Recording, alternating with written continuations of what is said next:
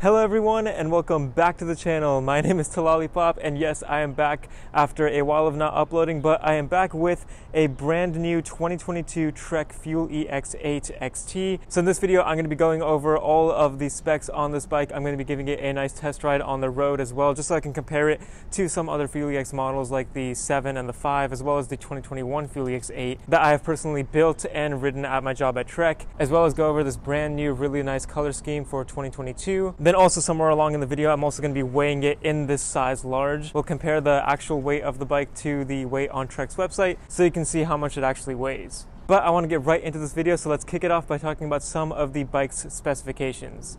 Okay, so for the main specs on this bike, let's start with the frame. This is a Fuel EX8, which means it is the most expensive aluminum Fuel EX model that Trek offers. So it does come with Trek's Alpha Platinum aluminum, which is actually their highest level of aluminum that is lightweight and very strong. And the frame itself does come with some nice rubberized protectors for the down tube here, as well as for the chainstay to prevent some chain noise and damage on the bike. The bike has Boost 110 spacing in the front and Boost 148 in the rear, which are typical numbers you should expect from high-end mountain bikes. And we have to also talk about the color on this bike. It is brand new for 2022, and it is an alpine blue to a deep dark blue fade color. And it definitely looks really nice. It's pretty unique to this bike. We have seen some similar color schemes on other bikes like the Super Caliber, Pro Caliber, even the FX3. But it does look really nice here on this Fuel EX8. And for the weight of this bike in a size large as we have it here, I weighed it in at exactly 32 pounds and 1 ounce, which is actually a bit heavier than Trek's official weight of 30.56 pounds, although Trek did weigh the bike in a size medium. The bike is currently priced at $3,930 US, but I'll talk more about my thoughts on that price point at the end of the video when I test ride it.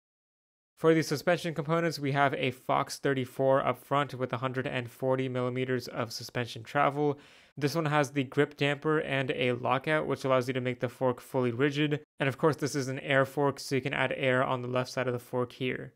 It also has a rebound adjustment knob on the bottom, as you should expect. The rear shock is then a Fox Performance Flow Evol with Trek's reactive damper and 130 millimeters of travel. Next, for the wheels, we have all Bontrager brand components, so an aluminum Line Comp 30 wheel set with 108 points of engagement in the rear hub, which is really nice, and then the Bontrager XR5 tires that are 2.5 inches wide in the front and the rear, so some really nice wide tires that provide some good traction and stability. This bike is set up fully tubeless from the store as well, which is amazing to see.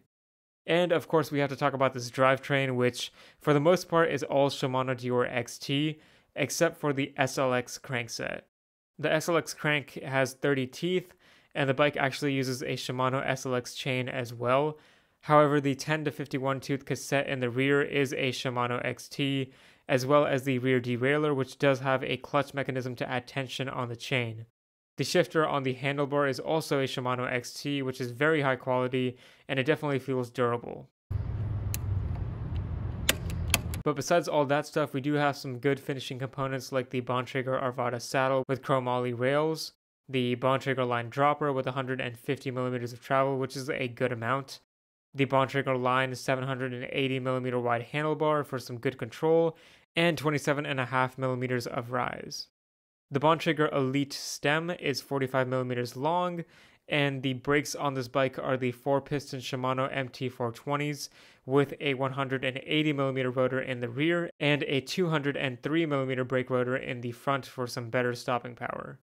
But that covers all of the main specs. Now I'm going to take it out on a quick test ride and give my thoughts. Alright, test riding the 2022 Trek Fuel EX8 XT.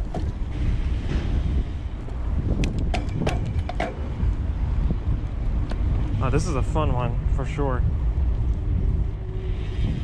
So this bike is spec'd really well in my opinion for what it is. It's an aluminum full suspension mountain bike. And when you start going to the carbon models, they come with some, of course, higher end parts. They come with the Fox 36. This one has the 34. So right away, I can tell that that's a bit of a smaller fork, but I think it's still pretty capable. I like the 34. 36 is really beefy. Whew. but this bike feels really nice. I mean, it has a great climbing gear, the Shimano XT drivetrain. Honestly, like, all the parts on this bike are really good, and there's not too much you really need to upgrade right from the bat. Obviously, as you ride more and more, you'll be able to see what you want to upgrade here and there.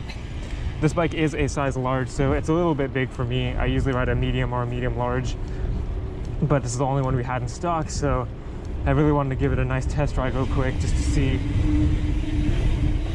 So I do get a lot of people on my channel asking me if they can ride the Fuel EX on pavement, and although it's not ideal for that, it's a mountain bike. If you lock out both the fork and the shock, it kind of gains some speed here and there, which is nice.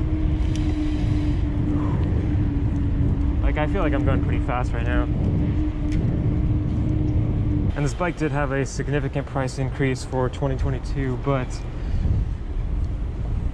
it still is a great bike nonetheless. I can't take it off this champion. Yeah, it's pretty stable. I do like the shock on this one, actually. It feels really plush and nice and comfortable. Really wide handlebars as well for some good control. That's nice. And I know I'm just riding this bike on the road so far. I can't really take it on a trail because it is going to be a customer bike eventually, and I don't want to get it too dirty and messed up. But from what I know from riding this bike and all the other bikes I've built and test ride on the road, and obviously I do have a lot of mountain bikes in my collection now, this bike just definitely fits as an all mountain trail bike. I love the stable Bontrager tires. They're 2.5 inches wide, so that's really nice. A lot of width for the trail, so that can handle a lot of stuff as well.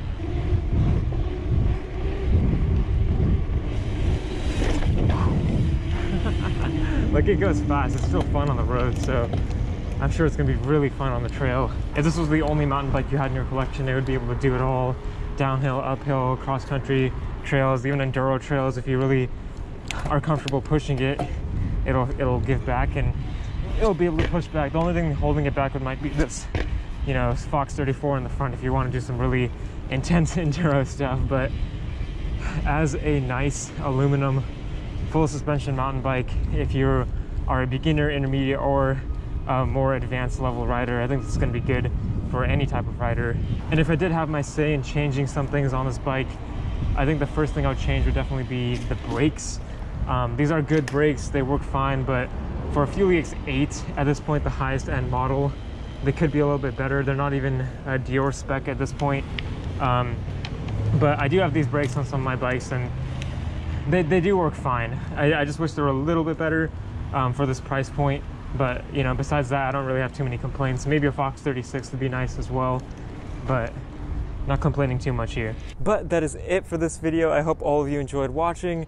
I really appreciate your support. I hope you have a nice day today, and as always, remember to keep biking.